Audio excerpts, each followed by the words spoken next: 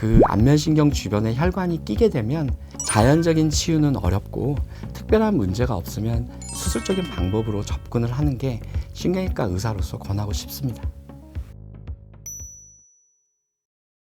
안녕하십니까. 저는 가톨릭대학교 의정부 성모병원 신경외과에 근무하는 이태규입니다. 얼굴의 일부가 본인의 의사와 상관없이 실룩거리거나 깜빡거리는 질환을 일컫는데요.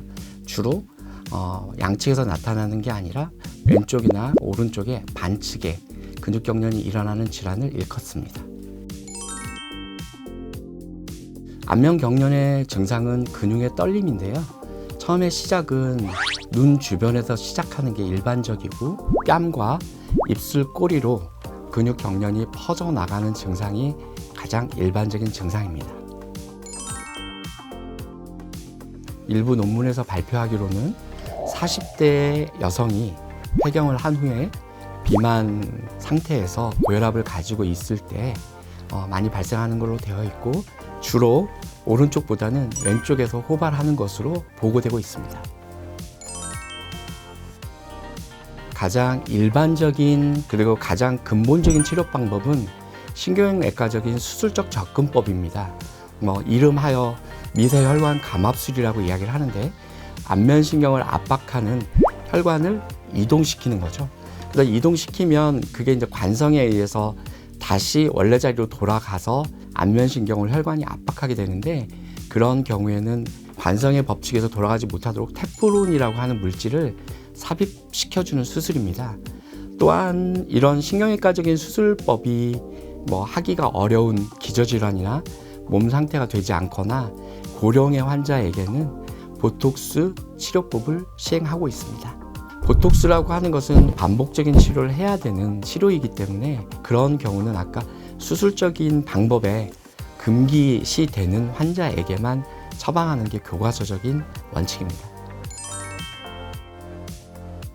좀 그러기가 어려운 게 전선 같은 게 어느 부위에 꼬여서 있으면 저희들이 빼내지 않으면 스스로 빠지지는 않잖아요.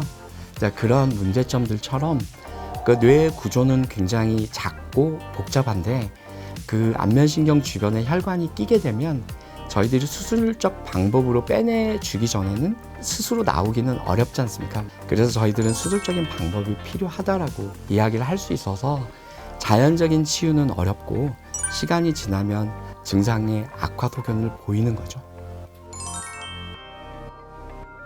대부분의 환자들, 보고에 의하면 90에서 95% 이상 대부분 완치되는 것으로 되어 있어서 특별한 문제가 없으면 수술적인 방법으로 접근을 하는 게 신경외과 의사로서 권하고 싶습니다.